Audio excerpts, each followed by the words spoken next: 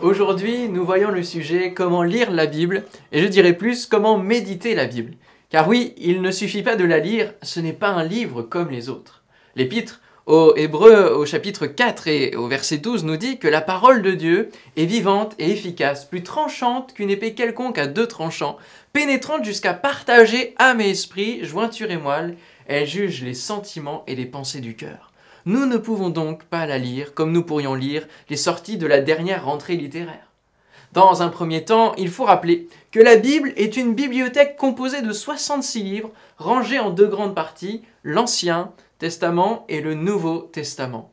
Parmi ces 66 livres, nous pouvons les réunir par catégorie car il y a différents styles d'écriture. Certains sont historiques, d'autres sont appelés prophétiques. Nous trouvons les 4 évangiles, les lettres de Paul et des apôtres aux églises, mais encore les livres poétiques avec les psaumes ou les proverbes. C'est donc une réelle diversité qui se remarque également par une multiplicité d'auteurs au parcours divers. Nous avons un médecin, un berger, des gens non instruits et d'autres à des places très importantes dans leur époque qui ont écrit ce livre. Mais ce qui est extraordinaire dans tout cela, c'est que ces livres, écrits sur près de 1500 ans, tiennent une cohérence et des sujets en filigrane, comme par exemple le plan du salut de Dieu pour l'humanité. C'est le livre le plus ancien, mais le plus vendu dans le monde encore aujourd'hui, qui a su persister au cours des siècles. Alors si vous n'avez jamais lu la Bible, commencez par les évangiles. Ce sont les témoignages de Jésus lorsqu'il était sur terre. Ainsi, vous pourrez aller à la rencontre de Jésus, et ensuite vous pourrez explorer la grandeur du plan divin au travers des autres livres. Si vous commencez à être habitué à lire la Bible, je vous conseille vivement d'acheter une Bible d'études comme celle-ci. Elle est un peu plus grosse. Vous trouverez à l'intérieur des commentaires qui vous permettent d'éclaircir certains versets plus difficiles que d'autres.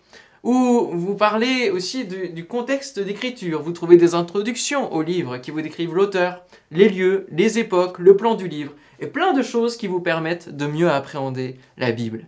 D'une manière pratique.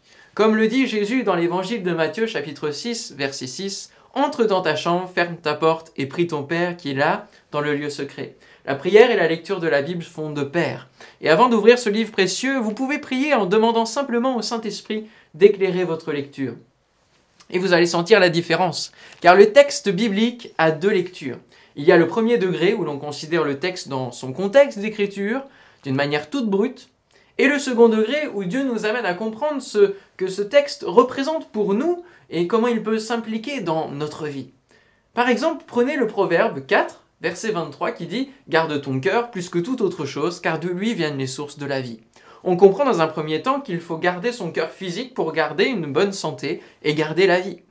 Mais on peut comprendre aussi une dimension plus spirituelle qui est de garder son cœur, c'est-à-dire le siège des émotions, ce qui conduit nos pensées, notre humeur, pour être en bonne santé spirituelle. Et à partir de ce verset, vous commencez à tirer un fil et à vous poser des questions. C'est cela la méditation. Comment garder mon cœur ? Et là, vous faites des petites recherches sur Top Bible, sur les versets se rapportant au mot « garder » ou « cœur ». Vous pouvez voir le sens original hébreu du mot « garder » qui nous amène à l'image d'une forteresse bien gardée. Alors, on comprend qu'il faut protéger son cœur des atteintes extérieures en se fortifiant en Dieu comme une forteresse sert à empêcher les ennemis d'entrer et de tout ravager. Et ce fil que l'on tire est interminable. Une soif de lire la parole encore plus va se créer en vous et c'est une véritable passion qui naît, une véritable dégustation que nous faisons. Le psaume 119 nous dit « Je me réjouis en suivant tes préceptes, comme si je possédais tous les trésors. Je fais mes délices de ta parole. » D'une manière plus large, faut-il lire n'importe où, au hasard, ou prendre depuis la Genèse jusqu'à l'Apocalypse ? Il n'y a pas de règle, mais je citerai cette histoire. Un frère avait une méthode particulière de parcourir la parole de Dieu et d'y rechercher la volonté du Seigneur. Il fermait les yeux et demandait à Dieu de guider son doigt sur un verset.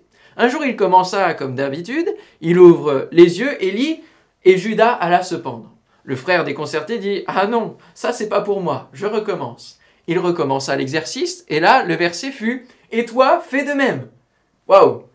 Mais il n'y a pas de hasard ni de loterie avec Dieu. On peut arriver à tomber parfois sur des versets qui nous touchent, mais quotidiennement, prenez un livre et parcourez-le du début à la fin. Vous avez aujourd'hui plein d'outils sur Internet et des plans de lecture par thématique qui vous sont proposés par l'application YouVersion Bible. C'est infini. Et n'oubliez pas, la Bible est tellement riche que Dieu peut vous enseigner des dizaines de leçons différentes au travers d'un seul et même verset. Plus vous grandirez dans la foi chrétienne, plus sa parole s'ouvrira à votre cœur.